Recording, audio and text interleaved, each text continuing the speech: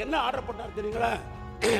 வெளிநாட்டு ஜெர்மனா இருக்கலாம், இல்லை உள்நாட்டில் இருக்கலாம், கலர் சாற்றை ஒன்னொன்னு நீங்க வாங்கி ஒரு ஒரு மில்லுலையும் வச்சு அதை எளிமையாக்கணும்னு சொன்னாங்க.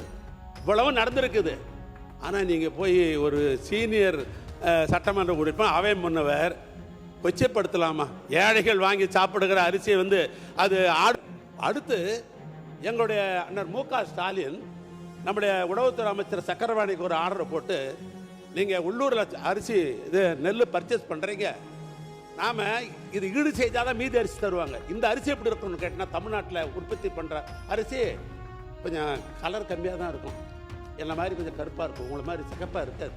அதனால அதுக்கு என்ன ஆர்டர் பண்ணார் தெரியுங்களா? வெளிநாட்டு ஜெர்மனா இருக்கலாம், இல்லை உள்நாட்டில் இருக்கலாம், கலர் சாற்றை ஒன்னொன்னு நீங்க வாங்கி ஒரு ஒரு மில்லுலையும் வச்சு அதை எளிமையாக்கணும்னு சொன்னாங்க. இவ்வளவு நடந்திருக்குது. ஆனா நீங்க போய் ஒரு சீனியர் சட்டமன்ற உறுப்பினர் அவை முன்னவர் கொச்சைப்படுத்தலாமா? ஏழைகள் வாங்கி சாப்பிடுகிற அரிசியை அது ஆடு மாடு தான் தின்றாங்கன்னு சொன்னீங்கன்னா அதுக்கு என்ன பேர்? அவை முன்னவர் மாண்பு பேரவைத் தலைவர் அவர்களே, நான் குறிப்பிட்டது ஒன்றுதான். நீங்கள் ரேஷன் அரிசி என்பது ஒரு வரலாற்றில் இடம்பெற்ற ஒன்றுதான், இல்லை என்று நான் மறுக்கவில்லை.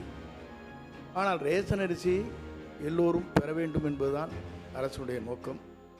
அதிலே அங்கே இருக்கிற சாதாரண அரிசி என்பது மக்கள் பெரும்பாலாக பயன்படுத்தவில்லை என்பதுதான் உண்மை நிலை. எல்லோரும் நீங்களே வேண்டுமானாலும் அப்படிப்பட்ட நிலை தான் இருக்கிறது. அண்ணன் மட்டுமன்றம் சொன்னீர்கள், சர்க்கரை நோய் இருக்கிறது, மருத்துவர் சொன்னார், ஆகவே ரேஷன் அரிசியை நான் சாப்பிட்டு கொண்டிருந்தேன் சொன்னார்கள். அப்படி இருக்கலாம், இல்லை என்று நான் சொல்லவில்லை.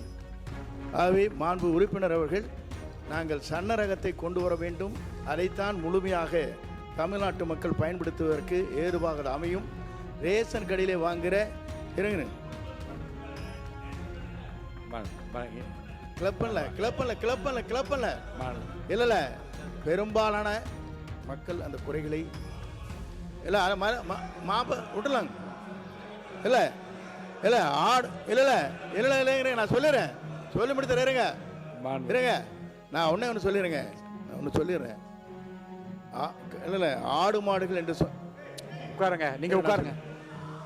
இல்லை ஆடு இருங்க, இருங்க. சில பேர் தரமில்லாத அரிசி வருகிற போது சில பேர் அதை பயன்படுத்தினார் என்று எங்களுடைய எல்லாம் தகவல் வந்திருக்கிறது. ஆகவே சில பேர் அதை அப்படிப்பட்ட நிலை இருக்கிறது என்பதை எல்லாம் சுட்டி காட்டியிருக்காங்க கிராமத்திலே. அது போன்ற நிலையில் இருக்கக்கூடாது என்ற நோக்கத்தோடு தான் நாங்கள் சன்னரக அரிசி வழங்க வேண்டும் என்பதுதான் எங்களுடைய நோக்கமாக இருந்து, அதற்காகத்தான் தொகையை இன்றைக்கு உயர்த்தி கொடுத்து மக்களிடத்தை அதை ஊக்கப்படுத்த வேண்டும் நோக்கத்தோடு தான் அந்த பணிகளை நாங்கள் மேற்கொண்டு வருகிறோம். அதைத்தான் நான் சொன்னேனே தவிர அதில் நீங்கள் அதை நான் கொச்சைப்படுத்தியாக தயவு கூர்ந்து நீங்கள் சொல்லிவிடாதீர்கள். ஏனென்று சொன்னால் இது பேரறிஞர் அண்ணா காலத்திலே ஆரம்பித்து ஒருபடி திட்டம் என்ற ஒருபடி அரிசி என்ற முதலே ஒரு ரூபாய்க்கு ஒருபடி அரிசி என்ற நிலையை முதலில் அறிவித்தார். 10 கிலோ வழங்கலாம், 10 படி அரிசி என்று அன்னைக்கு சொன்னால், கிலோ இல்லை இப்போங்க. ஆனால் அவர்கள் என்ன இல்லை, ஆகவே அதை சொல்லி இருந்தால் வேறுங்க இருங்க அண்ணே, 3 படி நான் சொல்லிடுறேன், சொல்லி முடிக்க கேட்டுங்க. ஆகவே இல்லை, ஆகவே நான் சொல்லுவது ஒன்று தான். சில பேர் அந்த குறைபாடுகளை சொன்ன காரணத்தின் அடிப்படையை தான் நான் சுட்டி காட்டினதை விட முழுமையாக என்று நான் சொல்லவில்லை.